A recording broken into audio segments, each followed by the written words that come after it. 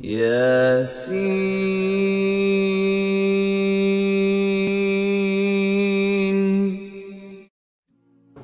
So the Quran has left no loopholes, and the Quran also has not given the chance to someone or for someone to say, continue oppressing him because he will continue forgiving, no problem. Do you know there is a story where there were three very pious people in the masjid, and there was one youngster. So the youngster was told, you know, those people are very pious. The one in the left is still young. The one in the middle is more pious than him, and the one in the right is extremely pious. So he said, how can I know the difference between he who is pious and he who is not pious? So the youngster was told, well, they concentrate a lot. So he said, all right, let me see. He went to the first one, Salamu alaikum. No response. He was involved, this man was involved in his dhikr and recitation of the Quran, no response. So this youngster decided to give him one clap on his face. So the poor pious person got one clap on his face, and as though nothing had happened, he continued reciting.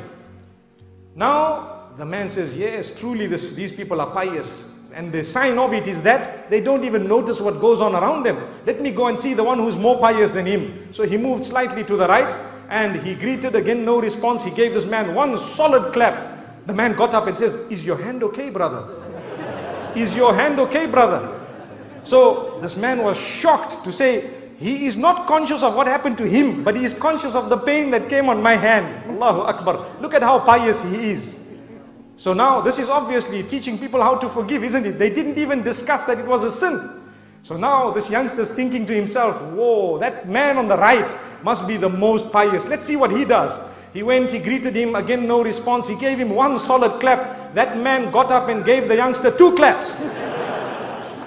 So the youngster says, but I thought you were the most pious. He says, someone somewhere needs to stop you clapping people.